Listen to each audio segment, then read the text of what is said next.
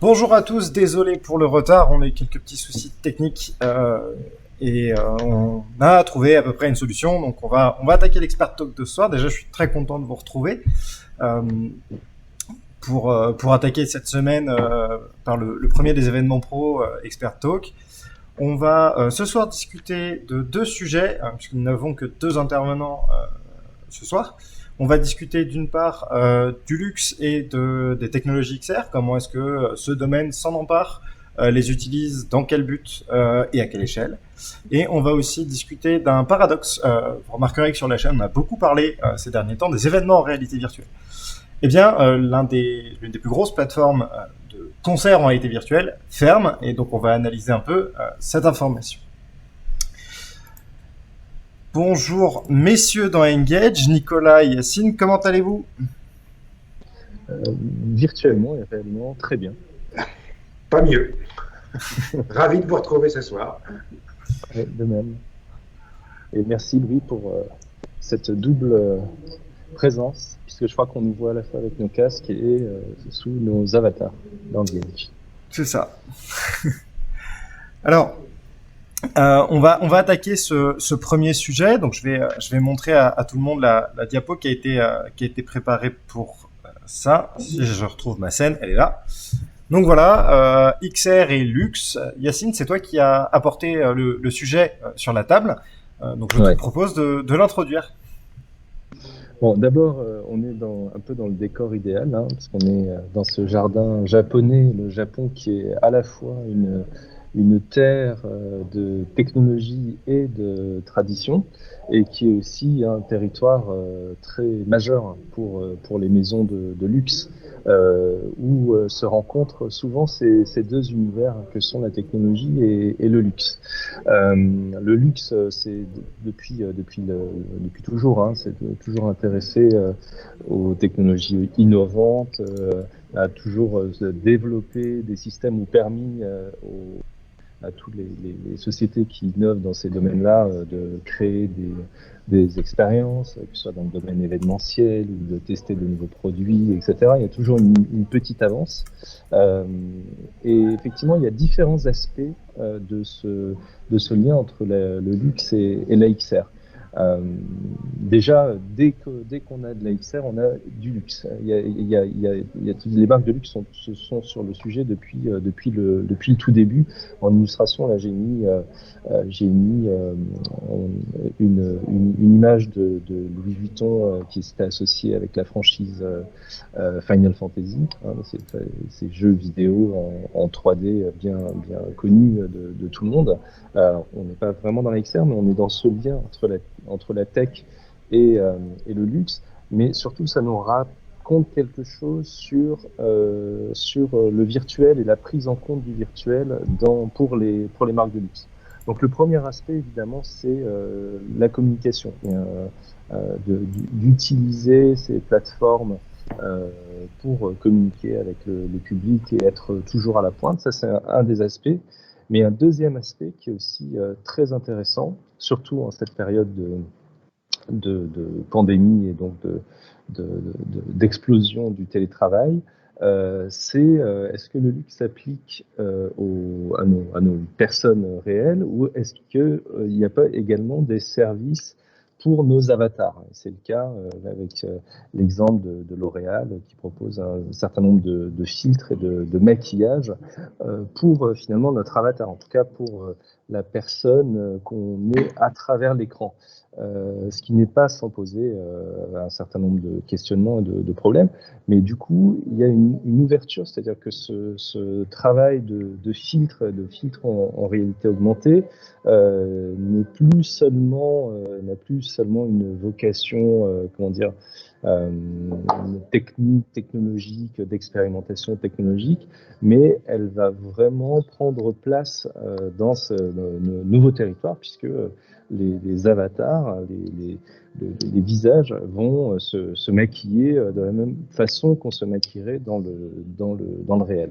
Ce qui est aussi une façon de valoriser les produits qu'on pourrait avoir dans la vie réelle, mais il y a déjà un basculement, c'est-à-dire qu'on prend en compte l'avatar, on prend en compte la persona virtuelle pour voir ce qu'on pourrait lui apporter déjà comme service ou comme produit virtuel.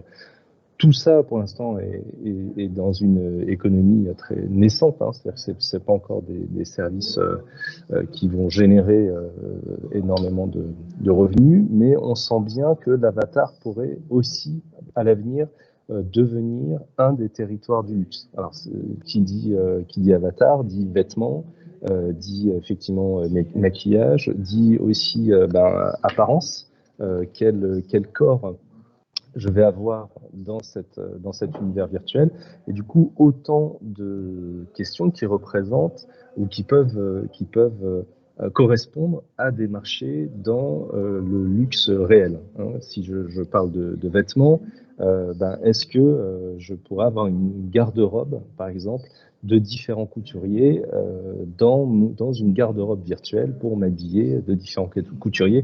La même chose pour le maquillage, etc. Donc en fait, voilà, il y a vraiment un point de bascule qu'on n'a pas encore passé, mais qu'il faut avoir en tête. Il y a cette partie de communication et qui s'empare de la VR, de l'XR en général, vraiment depuis le début. Et puis, il y a ce basculement vers finalement l'utilisation des produits et de la conception et du design, hein, du travail de ces maisons de luxe directement dans l'univers virtuel, donc ce qui va déjà contribuer à le rendre de plus en plus réel, et ce qui va aussi contribuer à en travailler le design, l'esthétique et l'apparence. C'est un des sujets dont on a parlé la semaine dernière, hein, vous pouvez voir ça en replay, puisque notre identification à l'avatar est quelque chose qui va être majeur en fait dans l'émergence de l'AXR. Donc voilà, c'est vraiment un lien qui existe depuis très longtemps. Hein. Moi, j'ai travaillé avec des maisons de luxe dans des installations interactives, ce genre de choses. Donc ce lien existe.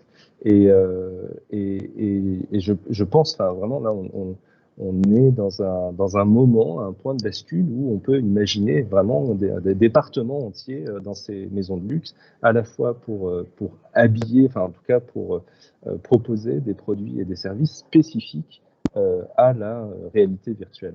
Qu'est-ce que tu en penses, Nicolas ? Alors, j'en pense qu'il y a quand même plusieurs sujets dans ce que tu viens d'aborder. Oui.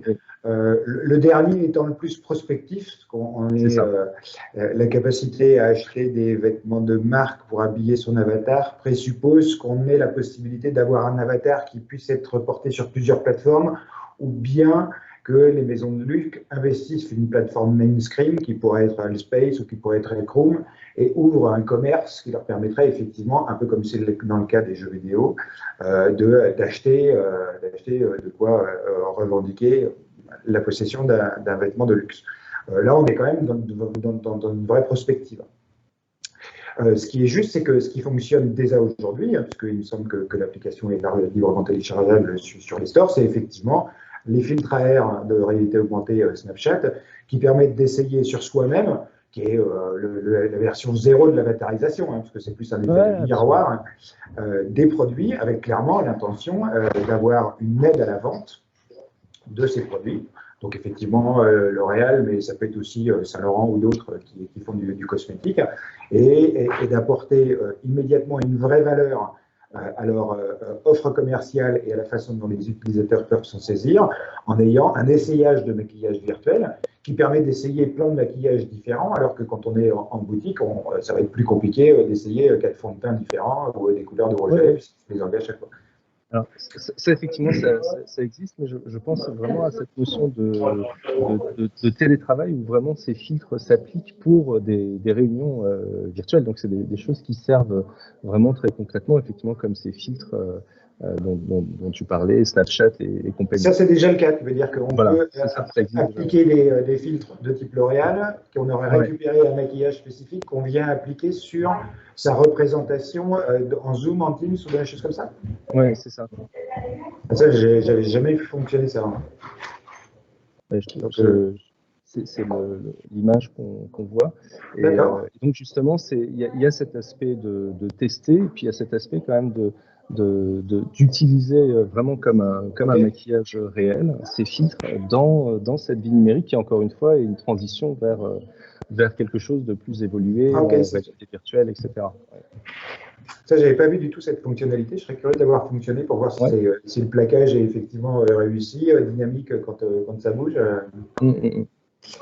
Par contre, donc ça, c'est effectivement une fonctionnalité assez intéressante qui commence à être un peu cross-univers. Je vois bien le fil que tu as tiré. C'est pour ça que je trouvais que c'était très prospectif, mais il me manquait cette information. Par contre, ce qui démarre, c'est les défilés virtuels avec absolument. Gucci qui a fait le premier essai. Le résultat était plus ou moins qualitatif, mais en tous les cas, il y avait une vraie démarche. Et ça, en soi, c'est intéressant, ne serait-ce que parce que ça donne accès à beaucoup plus de monde à ces défilés qui sont quand même plutôt VIP. Donc là, on est dans le sujet d'utiliser les technologies de capture 360 ou 180 degrés pour rendre une immersion possible dans des événements qui peuvent être du spectacle vivant, qui peuvent être des visites en live de musées de patrimoine. Donc on est sur la même technologie de permettre d'accéder à des défilés de luxe auxquels on ne pourrait pas accéder. Là, effectivement, il n'y a pas vraiment de verrou technologique, il y a probablement une vraie opportunité pour les maisons de luxe à se saisir du sujet. Et puis moi, je connais un troisième exemple qui est un peu à mi-chemin entre les deux, où Chanel a fait appel à un de nos membres, qui a d'ailleurs fait un experto sur son métier, qui est celui de la photogrammétrie, pour pouvoir capturer l'appartement de Gabrielle Chanel, qui est aujourd'hui une espèce de musée, extrêmement peu accessible, vraiment réservé en visite aux clients very VIP de Chanel. Et donc, Frédéric Turial, le patron de Art of Corner, a fait une capture de la totalité de l'appartement de Gabrielle Chanel en photogrammétrie, avec cette fois-ci un niveau de post-production et de finition absolument remarquable. Il a couplé la technologie de photogrammétrie avec celle de la mégapixel pour pouvoir avoir sur certains objets quasiment un effet de microscope pour vraiment aller voir les objets au plus proche possible.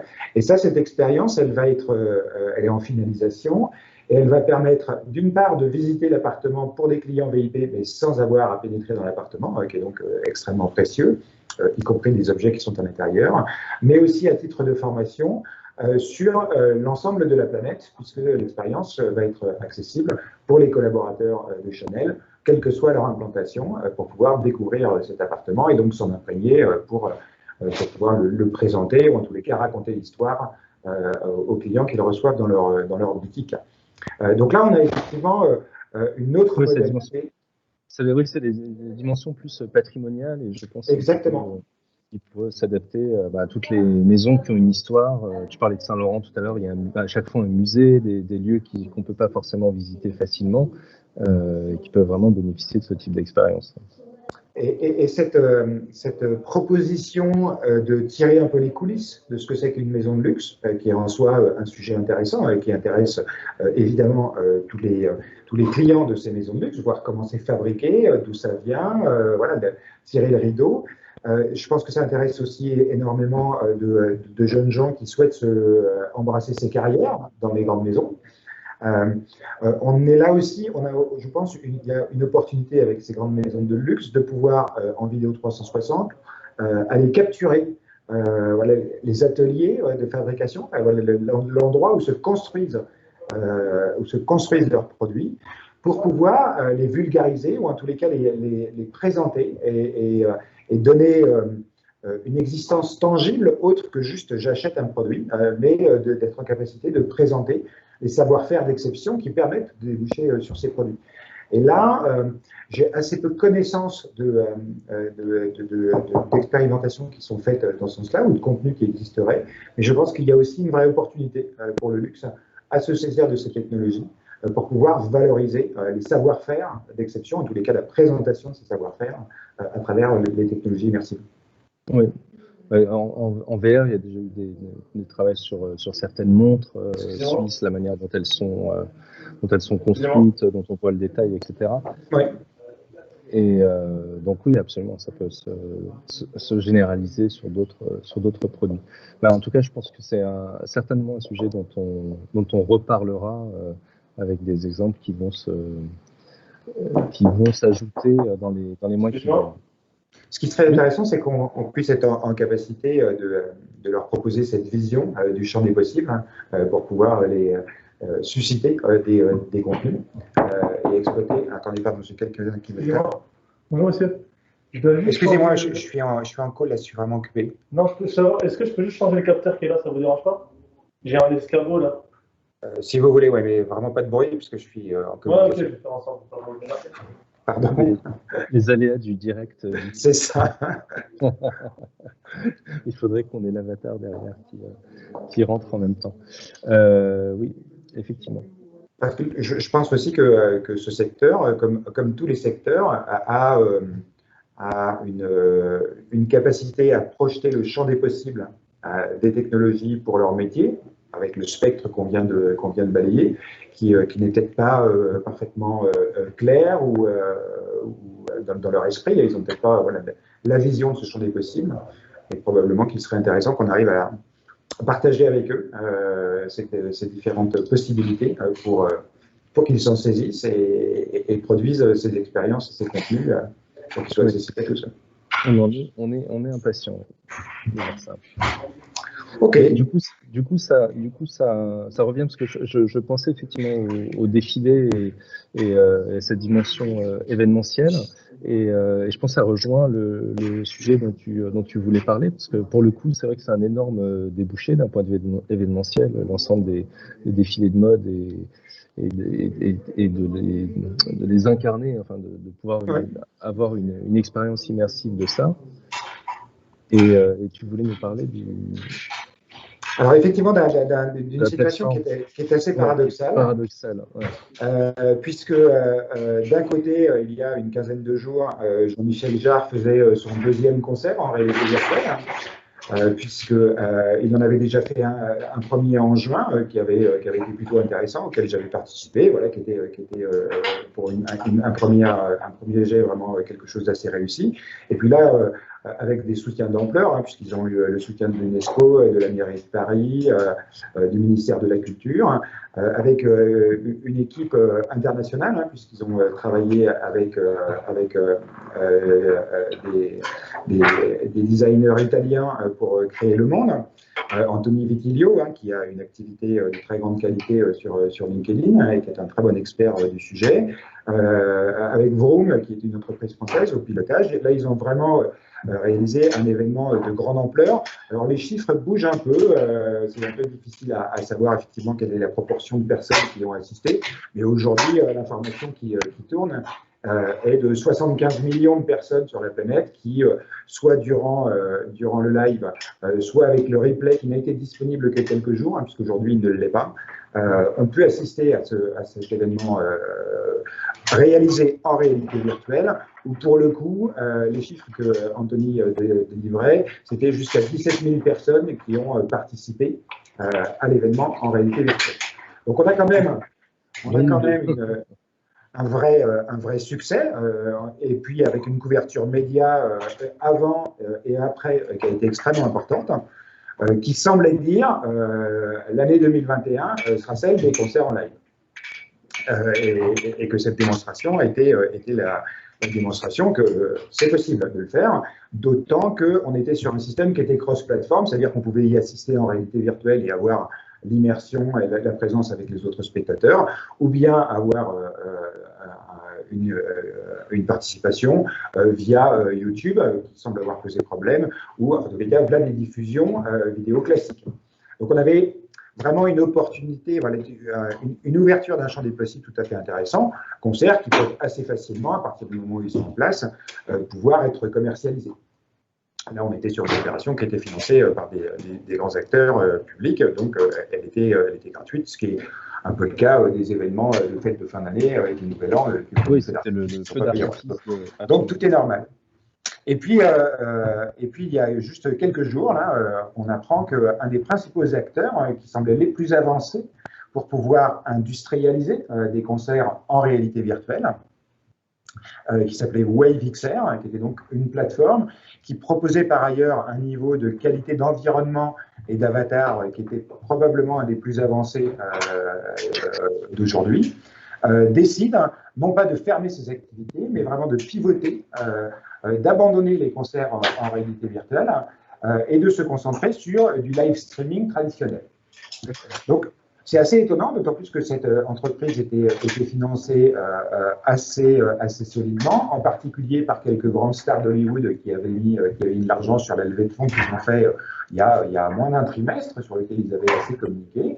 Donc, vraiment, on avait l'impression que WaveXR allait être un des acteurs majeurs des concerts en réalité virtuelle, et ils décident de complètement pivoter et de proposer leur dernier concert avec un concert qui était prévu d'avance avec Alice in Wonderland, qui va avoir lieu le 5 février à 3 h du matin, puisqu'en fait il est en horaire californien. Pardonnez-moi un instant, parce que là il y a beaucoup de bruit. Okay. Donc je trouve que là on a une espèce de paradoxe assez étonnant entre un événement qui dit on peut le faire et on le fait à grande échelle, et de l'autre côté un acteur majeur qui dit finalement il n'y a pas assez d'équipements individuels de réalité virtuelle pour que le modèle économique qu'il souhaitait développer, la place pour le concert en réalité virtuelle d'Alice in Wonderland est vendue 15 €, donc c'est extrêmement raisonnable. Mais il semble qu'une des raisons majeures, c'est le manque d'équipement individuel, qui fait qu'ils abandonnent pour l'instant cette offre sur laquelle ils travaillaient depuis 5 ans quand même. En fait, c'est d'autant étonnant que effectivement, le concert de Jean-Michel Jarre, en tout cas, c'est eux qui donnent ces chiffres-là, mais si on parle de 75 millions de personnes, c'est évidemment pas en VR, parce que même sur Steam, là, on a dépassé les 2 millions de personnes équipées récemment. Ça prouve qu'on reste encore, malgré l'explosion de l'Oculus et des ventes de l'Oculus, etc., dans un moment intermédiaire. On n'est pas encore arrivé dans un moment où, en tout cas, un acteur comme celui qui vient de switcher d'activité peut pérenniser ses activités, mais c'est assez étonnant effectivement s'ils ont commencé il y a 5 ans qu'ils arrêtent maintenant, alors qu'on semble, en tout cas on a l'impression d'être sur un frémissement, donc c'est peut-être encore un peu tôt, mais comment est-ce qu'on peut expliquer ça sinon, d'autant que en plus à cause de la pandémie, les concerts sont de toute façon tous complètement arrêtés. Et il y a vraiment une voie royale pour créer des expériences qui soient satisfaisantes. Et je pense même qu'on puisse payer. Enfin, tu disais, c'est 15 €, c'est assez proche des 14 $ qui étaient demandés pour la tempête, le projet de théâtre. Donc je sais pas si c'est vraiment si c'est le manque de casque, si c'est le modèle qui est pas encore assez solide, si c'est plutôt la pratique culturelle qui n'est pas encore là et qu'on est encore dans une phase d'expérimentation. Et c'est pas forcément un très bon signal, parce que comme tu l'as dit, le concert de Jean-Michel Jarre était gratuit, enfin pour peu qu'on soit pas parisien, parce que sinon ça fait partie de nos impôts locaux. Mais en tout cas, ça veut dire que le modèle économique de ce type d'expérience n'est pas encore viable. Mais est-ce que ça serait pas ce qu'on a pu voir sur les plateformes de social VR au tout début, où il y en a eu énormément qui se sont montées, et certaines qui sont tombées au final, et que là on n'est pas un peu dans la même optique, c'est-à-dire qu'on a des concerts qui sont en train de se lancer, en même temps dans une plateforme qui est plutôt ancienne, et qui n'arrive pas en fait à viabiliser un modèle économique, et qui préfère pivoter sur quelque chose de plus solide, sur du digital plus classique, avant de relancer plus tard une activité en VR. Mais je pense... Pardon. Je pense qu'il faut... Vas-y, Nicolas. Je pense qu'il faut faire il y a un distinguo technologique à faire, parce qu'il y a 2 types de concerts virtuels. Et donc, deux types de modèles économiques qui doivent se mettre en place. La première typologie de concert, c'était le modèle NextVR qui a été racheté par Apple, où cette fois-ci, on n'est pas dans une expérience collective, c'est-à-dire on ne va pas dans une salle de concert dans laquelle on peut rejoindre d'autres personnes qui sont sous forme d'avatar, un peu ce qu'on est en train de faire là, mais de capter des événements en 360 ou en 180 degrés stéréoscopique. NextVR faisait du 180 degrés stéréoscopique et avec une très bonne qualité de son. Et donc là, on peut assister à des concerts en étant présent dans la salle de concert, mais en n'ayant aucune interaction puisqu'on est dans un dispositif vidéo, même si ce dispositif vidéo est très qualitatif puisqu'on a ce relief qui est lié à la stéréoscopie. Et là, le modèle économique de NextVR fonctionnait, c'est-à-dire qu'il présentait les matchs de NBA, des matchs de boxe, des stand-up et aussi un certain nombre de concerts. Et ce modèle économique commençait à fonctionner puisqu'en fait, tu payais un abonnement, un peu comme on paye à une chaîne de satellite, tu payais un abonnement pour accéder à la chaîne NextVR qui te permettait d'accéder à ces événements avec une vidéo qui était immersive. Donc ça, là, il y a un modèle économique qui, moi, me paraît plus simple à mettre en œuvre, y compris technologiquement parlant, puisqu'il ne suffit juste que d'avoir la capacité de capter un spectacle vivant et de le diffuser en live ou en replay et de mettre un système de tickets pour pouvoir accéder à ces contenus. Ça me paraît assez facile à mettre en œuvre avec un modèle économique qui est relativement accessible, d'autant que ce type de diffusion peut parfaitement être réalisé en ce qu'on appelle cross-platform, c'est-à-dire en immersion pour avoir la meilleure qualité d'expérience, ou bien en 2D traditionnel sur n'importe quel système de diffusion de vidéo. L'autre type de concert virtuel, et c'est ce que proposait WebVR, on est là effectivement et on est plus proche de l'expérience qui a été montée par Jean-Michel Jarre et de son concert. Donc on a effectivement des gens qui sont quelque part dans des studios, des spectateurs qui sont chez eux, et on se retrouve dans un environnement virtuel où tout le monde est sous forme d'avatar. Donc on n'a pas le réalisme d'une prestation de spectacle vivant. Par contre, on a le sentiment de participer à un événement collectif. Et cet événement est d'autant plus attractif qu'on a la magie de la réalité virtuelle qui permet de créer des décors, des illuminations, une scénographie sans limite. Ne serait-ce que d'être dans Notre-Dame alors que le bâtiment est fermé suite à l'incendie.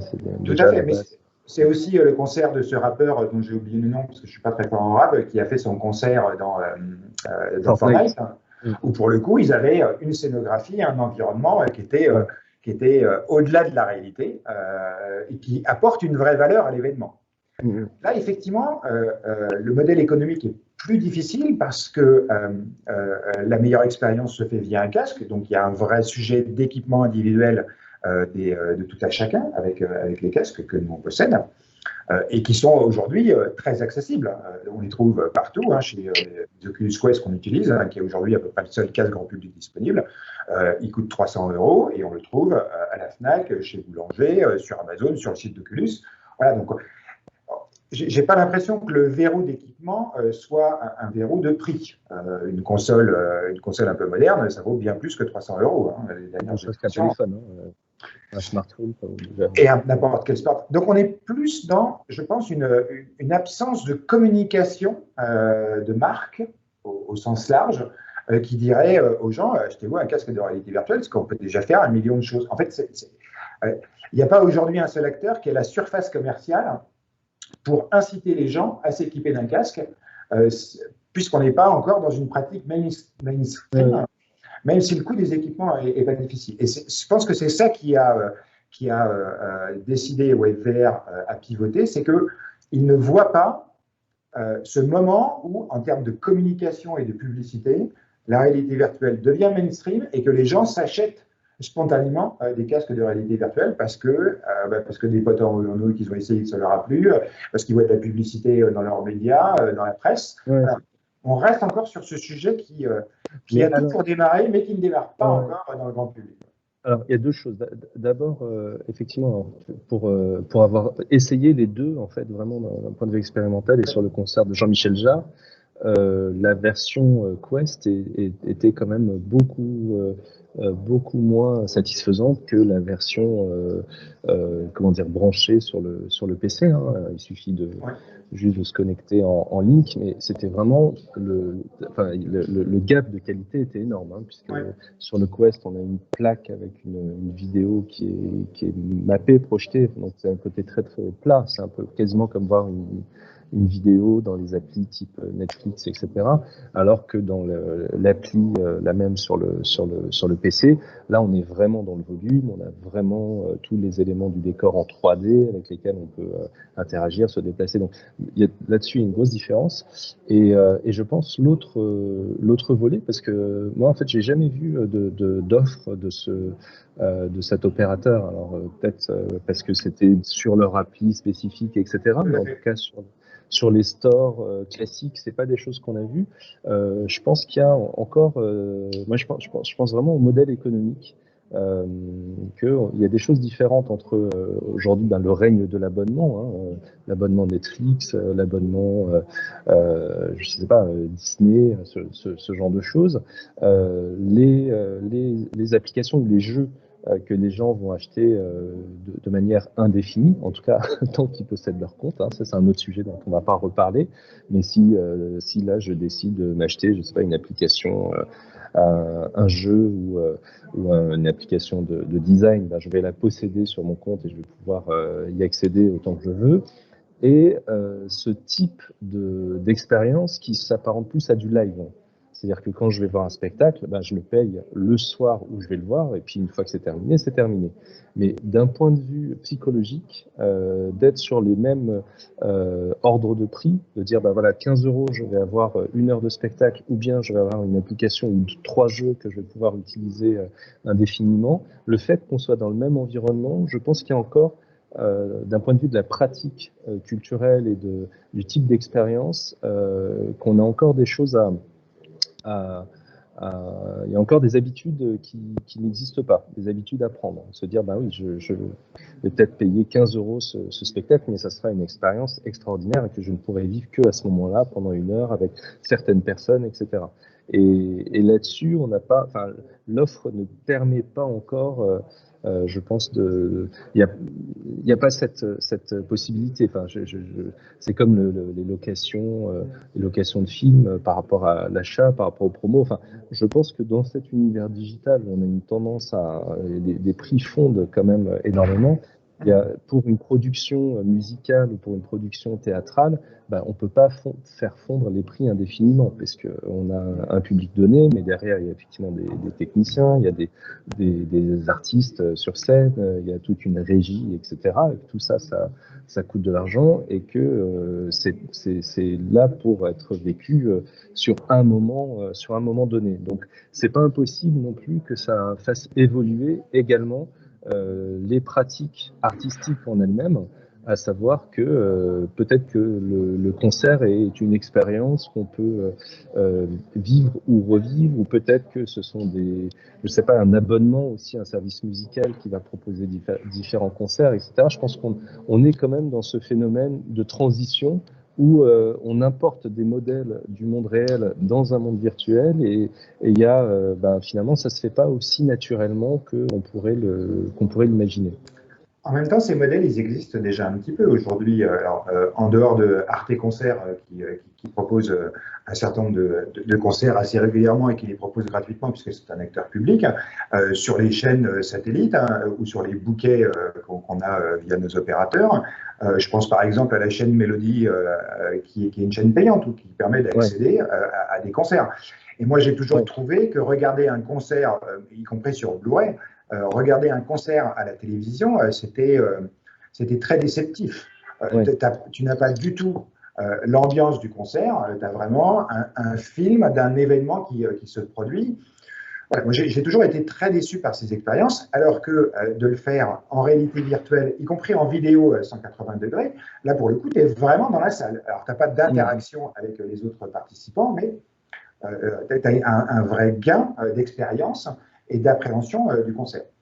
Et donc, y a aujourd'hui déjà en place, alors effectivement tu as raison d'insister sur le fait qu'on est quand même toujours sur moins cher pour que ça puisse fonctionner, mais il y a quand même, de la même manière qu'on paye des films en pay-per-view sur les chaînes satellites ou sur les chaînes ADSL, et on les paye parce qu'ils ont effectivement baissé de moitié le tarif par rapport à le prix d'une salle de cinéma. Aujourd'hui, louer un film sur Orange ou sur Free, ça coûte 4 à 5 euros, c'est-à-dire moins de 2 fois moins qu'une place de cinéma. Après, l'expérience, elle est chez soi, ça n'a pas la qualité, la taille de l'image et de l'environnement sonore que tu as dans une cinéma, donc c'est assez normal que ça soit beaucoup moins cher.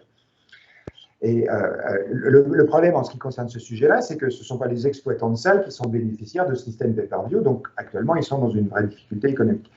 Ouais. Moi, j'ai vraiment le sentiment que sur le spectacle vivant, que ce soit des concerts de musique symphonique, que ce soit ou de l'opéra, que ce soit sur des concerts de musique pop, rock, folk, contemporaine, que ce soit sur des pièces de théâtre ou du stand-up, il y a aujourd'hui une vraie voie à explorer, de mettre en place un système de captation de ces environnements pour que justement le spectacle vivant qui a été monté et qui est en attente d'être joué puisse quand même être proposé à la commercialisation, même si les gens paieront moins cher qu'une place dans la salle. Et sur les petits théâtres parisiens, tu arrives à trouver des places à 10-12 euros sans difficulté. Donc, on n'est pas très loin du tarif qui serait acceptable pour pouvoir y accéder en réalité virtuelle, avec le sentiment d'être vraiment pas loin d'être présent dans la salle, si ce n'est que tu n'as pas la promiscuité ou dans une version positive, la participation de l'ambiance de la salle. Moi, je reste persuadé qu'il y a aujourd'hui là, et qu'il faut profiter de la situation très difficile dans laquelle est le spectacle vivant pour expérimenter, de préférence avec un grand acteur. Alors, ça pourrait être Bastille, Garnier ou la Philharmonie, de mettre en place une captation régulière, donc de poser un système de captation, disons à 180 degrés, et avec une capture sonore de qualité, parce que par exemple, Arte Concert, moi j'ai une installation IFI qui est plutôt qualitative, le flux sonore qui est véhiculé par la connexion ADSL, mais c'était la même chose satellite, est vraiment de moindre qualité, puisque ça s'adresse en général à des gens qui n'ont pas le système. Donc on a quand même une dimension déceptive sur le son, alors que sur du spectacle vivant, c'est essentiel. Donc ce paramètre, il est là. Mais je pense qu'il faudrait vraiment travailler avec un de ces grands acteurs qui pourrait enclencher l'acquisition de casques de réalité virtuelle auprès, en particulier, de ces publics, parce que justement, il offrirait un contenu. Donc on est toujours dans cette boucle de l'offre n'existe pas, donc on n'achète pas le casque parce qu'il n'y a pas l'offre, mais voilà. Et comme il y a un grand plan de relance de la culture actuellement, on a quelques contacts avec le ministère de la Culture et quelques-uns de ses acteurs. Nous, France Immersive Learning, on va vraiment essayer d'impulser ça pour aller vérifier la validité de ce modèle économique qui reste à construire, mais qui, moi, me paraît pas inaccessible. Mais je pense en plus sur cette question de la taxation des GAFA, hein, dont on parle beaucoup, notamment sur les accès Internet, ça serait pas non plus totalement stupide d'intégrer cette notion sur le financement du spectacle mixte, c'est-à-dire du spectacle vivant, mais à vocation immersive, parce que les acteurs publics n'ont pas forcément non plus vocation à, comme pour Jean-Michel Jarre. Alors c'est génial parce que c'est une avant-première et c'est quelque chose de très novateur et qu'on n'a pas eu de feu d'artifice, donc ça le remplacer, il n'y a aucun souci. Je critique pas du tout ça, au contraire, bien au contraire. Mais en même temps, ça crée aussi du contenu pour les casques qu'on a sur la tête qui sont pas gratuits. Donc c'est toujours la même chose, c'est-à-dire que à un moment donné, on n'achète pas le tuyau s'il n'y a pas le contenu, mais le contenu, il faut aussi pouvoir le payer. Donc de taxer l'opérateur qui fournit le tuyau, ça permet de financer le contenu. Ce qui est le cas pour le cinéma et le modèle Canal+, qui fait qu'on a en France un cinéma dynamique, ce qui n'est pas le cas dans tous les pays, ou pour l'exemple récent de Netflix, qui finance des séries et des productions qui cartonnent. Donc je pense que cette logique d'intégrer la captation, comme tu dis, la captation 180 stéréoscopique, ou bien d'intégrer la possibilité, comme pour Jean-Michel Jarre ou Biancali, des dispositifs qui soient financés également par ces environnements, hein, type Oculus, etc., ça me paraît pas complètement stupide, puisque au plus on aura de contenu de qualité, au plus on aura ce type d'expérience, au plus le public aussi, et d'autres publics, et pas forcément des publics gamers ou des publics entre guillemets, et sans mépris, puisque j'en fais partie, mais un peu geek, ou en tout cas tech enthousiaste, de comprendre que c'est quelque chose qui peut vraiment apporter quelque chose c'est un média qui peut vraiment apporter un changement d'un point de vue culturel. Et là-dessus, c'est vrai que les acteurs publics sont importants, mais il y a aussi un dialogue à avoir avec ces acteurs privés pour déjà pour pouvoir dynamiser le domaine.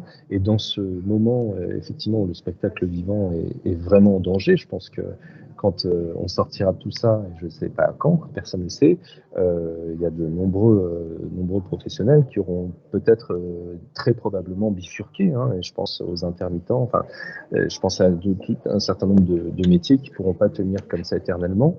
Et un technicien, un régisseur qui fasse la régie d'un théâtre, d'une scène vivante, ou qu'il le fasse pour la même scène qui est captée en VR au final, ou même directement dans un environnement virtuel ou chez Verum qui développe finalement des compétences qui sont entre la régie physique et la régie virtuelle, c'est quelque chose qui est, enfin je veux dire, là on est vraiment dans l'actu brûlante.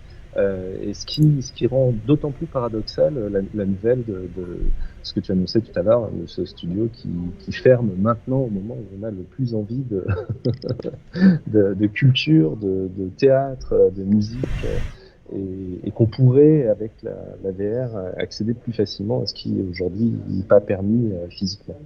Mais c'est le nouveau métier que je trouve très intéressant, que tu appelles mixte. Si tu me permets, je réutiliserai cette notion de spectacle mixte. En fait, elle se met déjà en place. Et ça, on le constate sur l'organisation des webinaires. C'est-à-dire qu'il y a aujourd'hui des entreprises qui se sont spécialisées pour être en capacité de produire des webinaires professionnels en termes de captation, d'intervenants, de préparation, pour que ça soit des webinaires qui soient extrêmement qualitatifs. Donc, ces nouveaux métiers de régisseur d'un dispositif numérique, on va dire, viennent de se professionnaliser de façon à ce que les grands opérateurs, souvent, mais pas nécessairement, puissent organiser des webinaires pour de nombreuses personnes qui soient extrêmement professionnels. Mais c'est vrai que ça va poser des vrais enjeux de reconversion professionnelle. Oui, parce qu'un webinaire, c'est une chose, mais un concert ou un spectacle de danse, c'est quand même, on n'a pas la même exigence en termes de qualité de son, en termes d'émotion finalement, hein. Parce qu'effectivement, comme tu dis, à la faveur du confinement, il y a un boom, une explosion totale de tout ce qui est télétravail, webinaire, conférences Zoom et compagnie, qui génère d'ailleurs sa propre lassitude, qui devrait bénéficier à des expériences comme ce qu'on est en train de faire maintenant, hein, cet environnement d'Engage. On pourrait imaginer qu'au lieu d'être assis sur ce banc en train de parler, on soit sur une scène en train de danser. Et ça, d'ailleurs, il y a ce lien super intéressant que tu as partagé cette semaine sur ce concours de hip-hop en VR que j'ai trouvé absolument génial. C'est ça, en fait, qu'on aurait envie de voir et qu'on aurait envie de voir porter aussi par ces opérateurs. Et d'ailleurs, Engage a organisé, moi je n'ai pas pu y assister, mais a organisé une espèce d'équivalent, pas d'équivalent, parce que c'était pas Jean-Michel Jarre, mais a organisé un concert en réalité virtuelle dans un environnement et avec une scénographie qui était très particulière. J'ai vu passer la vidéo, c'était extrêmement intéressant. Donc je pense qu'il se positionne aussi. En fait, sur ces concerts virtuels, il y a une vraie limite technologique qui a été celle qui a été imposée d'une certaine manière aussi au concert de Jean-Michel Jarre, c'est qu'aujourd'hui, les infrastructures qui sont en place, c'est le cas pour Engage, mais c'est le cas pour la grande majorité, ne permettent pas de faire des environnements où on a un niveau de qualité d'interaction suffisant au-delà de 50 personnes. Donc, en fait, ce qui se passe, c'est que ça réplique automatiquement des environnements similaires de 50 personnes avec toujours la même source de diffusion. Ça limite la dimension collective parce que tu es au maximum 50, ou bien si c'est une pièce qui vient de se répliquer, tu vas être 3 ou 4 dedans et tu vas te sentir un peu seul, comme quand tu arrives trop tôt dans une boîte de nuit. Donc, il y a là une vraie limite technologique qu'on n'a pas avec la vidéo à 360 ou 180 degrés de captation d'un environnement réel. En tous les cas, ma conviction aujourd'hui, elle est celle qu'il y a une vraie opportunité à explorer cette modalité qui est assez facile à mettre en œuvre, de capter du spectacle vivant en 180 degrés avec une qualité de son exigeante. Et qu'il serait dommage qu'on sorte de ce confinement, parce qu'on va en sortir, en tous les cas je le souhaite en particulier pour les restaurateurs et pour le spectacle vivant, mais ça serait dommage qu'on n'ait pas profité de cette très longue année, bientôt 1 an et demi, où ça n'a pas pu fonctionner, pour reprendre comme avant, et pas avoir pu au moins impulser ou tester de nouvelles façons de faire qui donneraient au spectacle vivant en particulier d'autres armes pour affronter le monde moderne et peut-être des réplications de la situation infernale dans laquelle on est aujourd'hui. Voilà, mon idée, elle est plus là, c'est de profiter de ce moment pour valider des nouvelles modalités qui seront complémentaires du retour, on l'espère évidemment tous, d'une vie telle qu'elle ressemblait à celle d'avant, parce que celle d'avant ne se représentera plus jamais après l'année qu'on vient de passer. C'est clair, c'est clair. Bon, de toute façon, je pense qu'on en reparlera et même on y travaillera, puisque malheureusement, je pense que c'est pas terminé et qu'on s'est aussi rendu compte de notre fragilité et de notre dépendance aux technologies, puisque franchement, imaginez la même situation 20 ans plus tôt, c'est-à-dire sans Internet, on serait dans un chaos totalement absolu. Donc, c'est comme si on prenait un petit peu d'avance pour la suite et on pensait que ça irait un petit peu plus vite et ça n'est pas le cas, mais on ne pourra vraisemblablement pas du tout, plus jamais faire comme avant et d'imaginer ce qu'on pourrait en faire, de toute façon, nous rend d'autant plus résilients face à ce type de pandémie qui pourrait de toute façon intervenir à nouveau dans le futur. Donc c'est pas la peine d'attendre que ça arrive à nouveau, d'autant que il y a peut-être aussi des domaines entiers, des domaines culturels qui peuvent sortir de leur situation de blocage total en basculant, évidemment avec des aides et des financements, et les deux vont un petit peu dans le même sens. Donc je pense qu'on n'a pas fini de vivre ce point de bascule, et c'est un sujet dont on risque de reparler régulièrement, Nicolas. J'espère bien, surtout que si nous, en France, on ne le fait pas, je suis persuadé que nos amis américains, chinois et autres vont le faire, et on se retrouvera à nouveau à cavaler derrière des solutions qui auront été anticipées. Donc, ça nous ouvre de beaux chantiers pour 21. Voilà, il est quasiment pile 19h, donc on va pouvoir clore cette conversation pour aujourd'hui. J'espère que pour ceux qui nous ont regardés en live et pour ceux qui la regarderont en replay, elle vous aura intéressé. Et puis on se retrouve la semaine prochaine, j'espère avec notre camarade Olivier. Et puis, comme on l'avait évoqué la dernière fois, des invités qui viendront nous partager leur vision sur un certain nombre de sujets qu'on planifiera.